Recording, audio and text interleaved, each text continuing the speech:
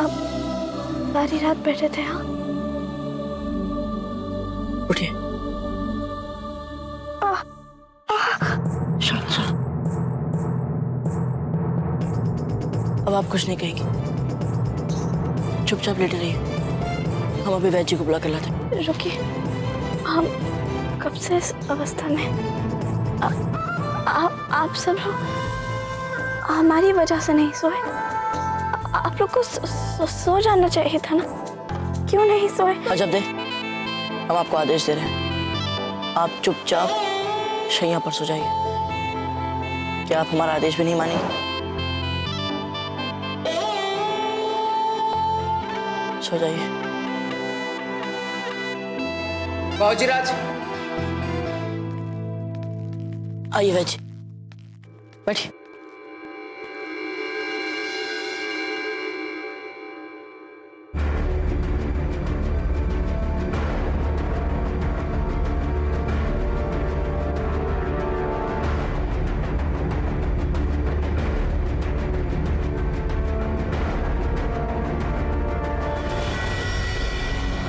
यूं समझ लीजिएगा रानी सा, बाइसा के रोग का बुरा पक्ष बीत चुका है।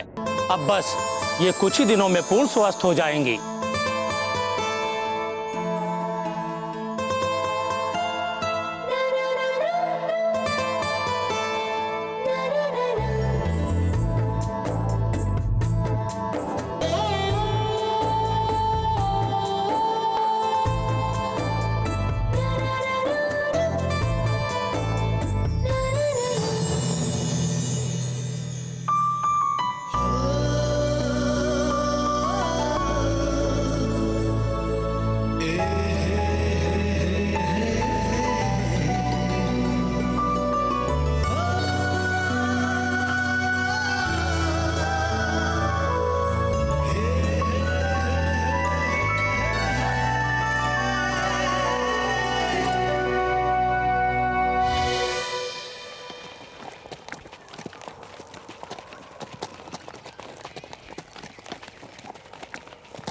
शहंशाह का इकबाल बुलंद हो।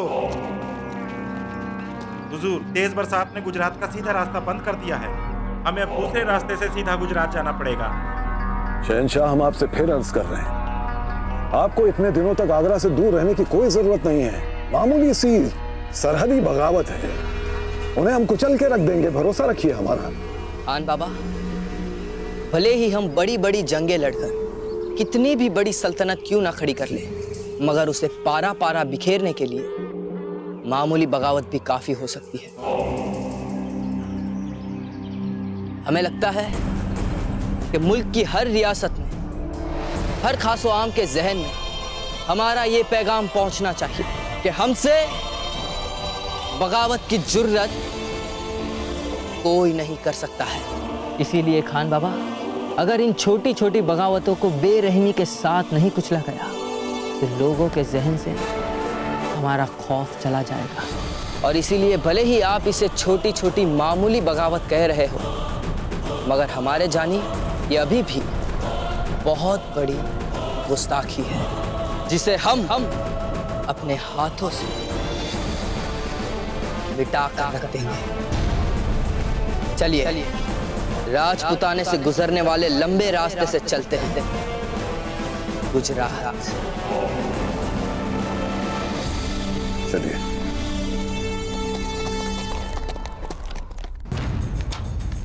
सुनिए, ये ओखली और मुसल हमें दीजिए। लेप के लिए औषधि हम कुटते हैं, आप थोड़ा विश्राम कर लीजिए। हुकुम, भारे होते आप ओखली कुटी। हमने कहा ना, जाकर विश्राम कर लीजिए, ये हम करते हैं।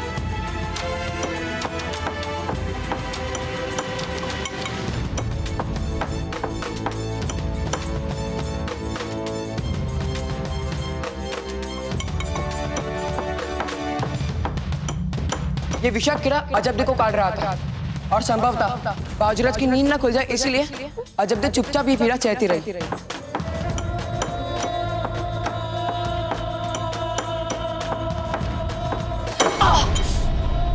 कुंवर प्रताप, अब आप कूटिए ना, आपने हमें क्यों दे दिया?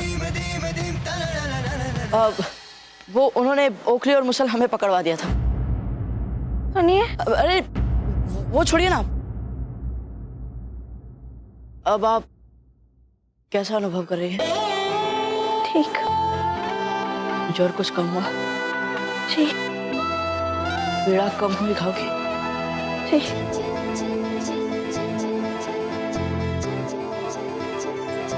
भाई साहब, औषधि कुट गई है, लेप लगा लूं? अब लाई हमें दे दीजिए। अजबदेव, आप थोड़ा इस हम नींव लगा लेंगे। आप जाइए और अपना नित्य कर्म करिए। जाइए कुछ। नित्य कर्म तो होते रहेंगे अजबदेव। नहीं नहीं, आप जाइए। यहाँ है इतनी दासियाँ, यदि हमें आपकी आवश्यकता होगी तो हम आपको बुला लेंगे।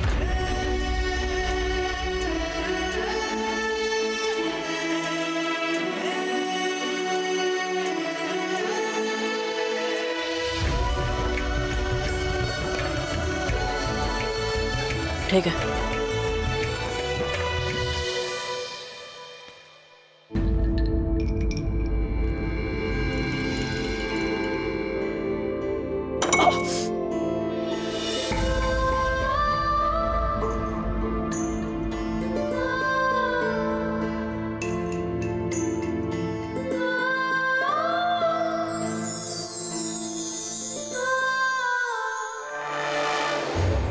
हम नींव लगा लेंगे। आप जाइए और अपना नित्य कर्म करिए। जाइए कुछ। इनको हम कभी नहीं समझ पाएंगे। जब देखो तब नखरे। अरे क्या हो जाता यदि हम लेप लगाने में सहायता कर देते तो? पर नहीं। कभी कभी कोई पीड़ा मन में इतनी गहरी बैठ जाती है कि उसकी जड़ें शरीर में, मन में बहुत गहराई तक फैल जाती, और ऐसे घावों को भरने में समय तो लगता है। ठीक कहती है हंसा मासी जी। हमने अजबदेव को दुखी तो दिए।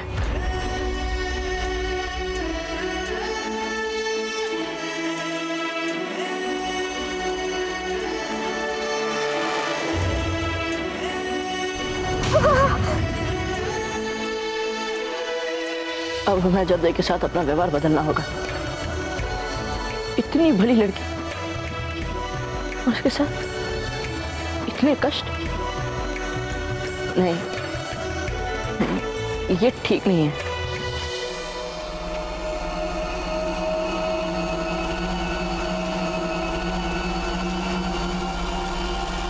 कुंवर प्रताप, हम आशा करते हैं कि हमारे यहाँ आने से आपके मनन चिंतन में कोई विघ्न नहीं पड़ेगा।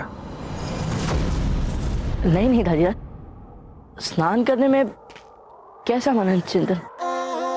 वैसे एक बात कहें कुंवर प्रताप, आपके व्यक्तित्व के इस भाग को हमने आज से पहले कभी नहीं देखा था। कौन सा भाग दाजीराज? जब कीड़े के काटने के बाद आपने अजबदेव को उस स्थिति में पहली बार देखा था। आपका रंग बिल्कुल पीला पड़ गया था। ऐसा लग रहा था मानो विषाक्त कीड़े ने काटा तो अजबदेव को, लेकिन उसका विष आपकी नसों में घुल गया है।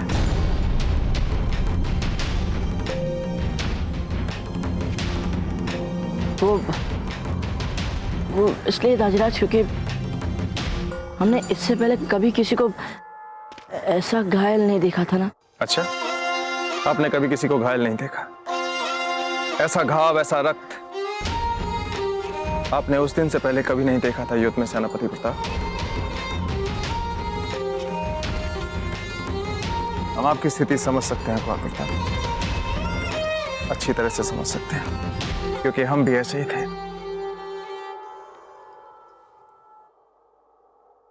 अनगिनत युद्धों के अनुभव के बाद भी अगर हमें सबसे अधिक कष्ट होता था तो वो होता था आपकी रानी मां की पीड़ा को देखकर। सच कह रहे हैं कुंवर प्रताप, सह नहीं पाते थे हम। आज भी हमें याद है, एक घनघोर युद्ध के बाद हम वापस लौटे थे। रक्त की नदियां बह गई थी उस युद्ध में, लेकिन हम जब महल वापस लौटे तो एक साधारण सी दुर्घटना के कारण आपकी रानी मां के सर पे चोट लग गई और उनका रक्त बह रहा था। बस कुंवर प्रताप, उसे देखते ही हमारे हाथ पांव कांपने लगे। 3 दिन 3 रातें हम आपकी रानी मां के पास बैठे थे। एक क्षण के लिए भी उन्हें अकेला नहीं छोड़ा था हमने कुंवर प्रताप, एक क्षण के लिए भी नहीं। अच्छा दाजीराज, 3 रात? हाँ कुंवर प्रताप, इसलिए जब हमने आपको उस दिन इतना विचलित देखा तो हमें आश्चर्य नहीं हुआ, क्योंकि हम भी ऐसे ही करते थे। किसी अपने को जब पीड़ा होती है तो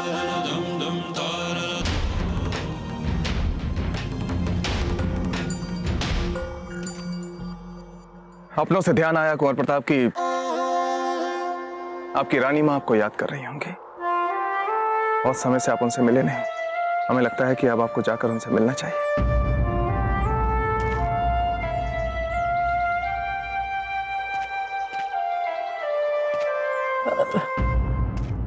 दाजीराज, यदि आपकी आज्ञा हो तो हम स्नान कर लें, हमें पूजा भी करनी है। ठीक है कुंवर प्रताप, चाहिए।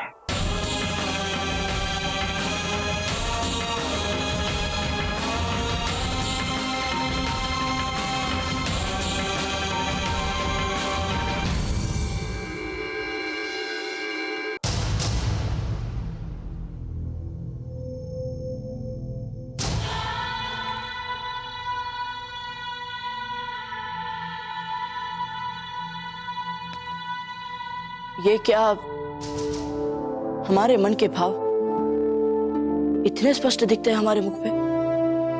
और नहीं तो क्या कुंवर प्रताप, और विशेष रूप से अजबदे के लिए आपके मन के भाव आपके मुख पर ऐसे बिखर जाते हैं कि उसे देखकर कोई भी समझ नहीं। अब जैसे देखिए, आपके दाजीराज ने स्वयं पकड़ लिया आपके मन का छोर। देख लीजिए, इसका अर्थ ये हुआ कि अब हमें संभल कर रहना पड़ेगा। संभलने से काम नहीं चलेगा कुंवर प्रताप। अब आपको अजबदे के सामने आने से बचना होगा। विवशतावश कभी आ भी गए उनके सामने तो एकदम औपचारिक हो जाइए, या फिर बात ही मत कीजिएगा सीधे मुंह, अन्यथा फिर पकड़े जाएंगे आप। और कुंवर प्रताप, यदि आप इस बार पकड़े गए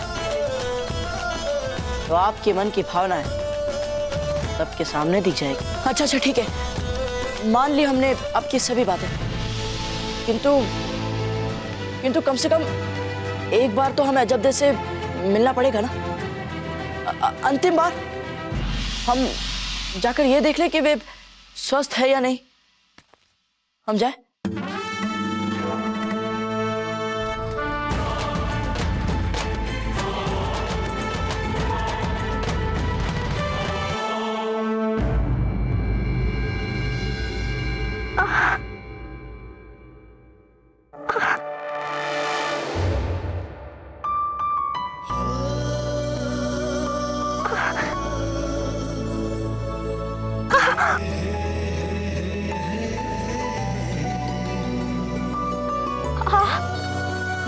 नहीं नहीं, ये क्या कर रहे हैं हम? हमें तो अजबदे से दूर दूर रहना है।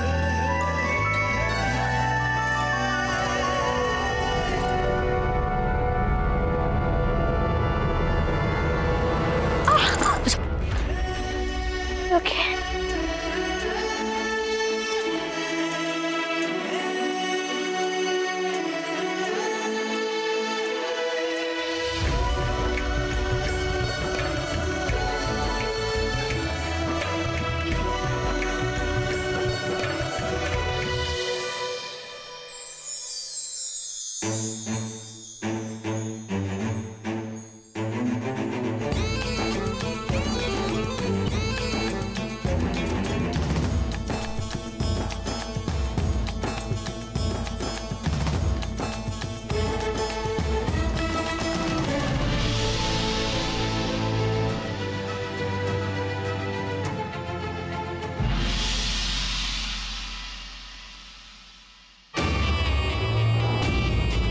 आदरणीय राणा जी,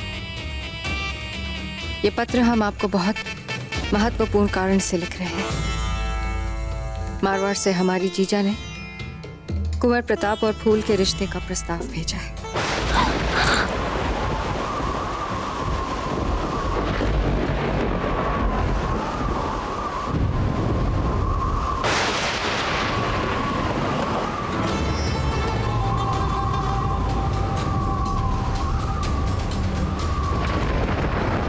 पार्वती, खिड़कियां बंद करो।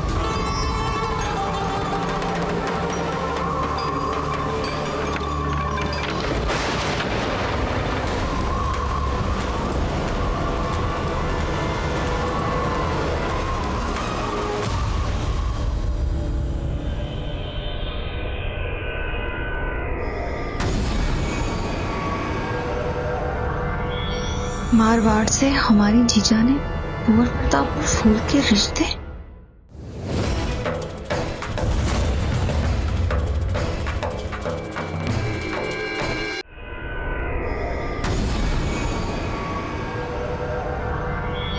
मारवाड़ से हमारी जीजा ने कुंवर प्रताप और फूल के रिश्ते। जीजा, सामंत पुत्रियों को राजघराने के शिष्टाचार बिल्कुल नहीं आते। आपने हमारा पत्र कैसे पढ़ा? किंतु कुंवर प्रताप और फूल, एक भी शब्द अपने मुंह से मत निकालिएगा, अन्यथा इसी पत्र में हम राणा जी को आपके बारे में लिख देंगे। कह देंगे उनसे कि आप इस महल का वातावरण विषाक्त बना रही है।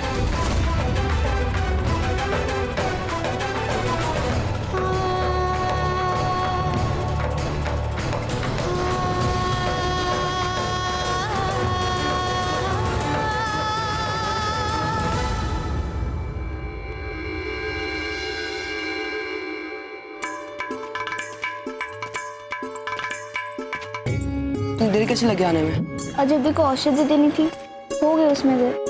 क्या कर सकते हैं? कुछ बोला बाजीराज के बारे में? एक शब्द भी नहीं बोला। उल्टे जब जब हम कुंवर प्रताप की बात को छेड़ने का प्रयास कर रहे हैं तब तब विषय बदल दिया उन्होंने। नहीं, विचित्र बात है ना ये। तो कुंवर प्रताप भी तो सुबह से अब तक देखने नहीं आया अजब को। जब वे अजित थी तो दिन रात अजब के ही पास बैठे रहते थे, और जब से अजब की चेतना लौट आई है एक बार भी नहीं आए वे। समझ में नहीं आ रहा कुछ। अच्छा बात पूछा। धीरे बोलिए। वो देखिए बाजीराज यही है, सूर्य देखो जल चरा रहे हैं।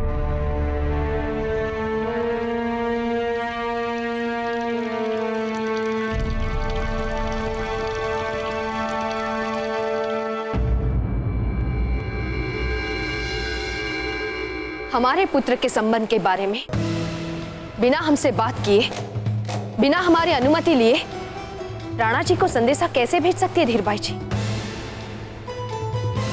हम अभी जाकर उनसे बात करते हैं।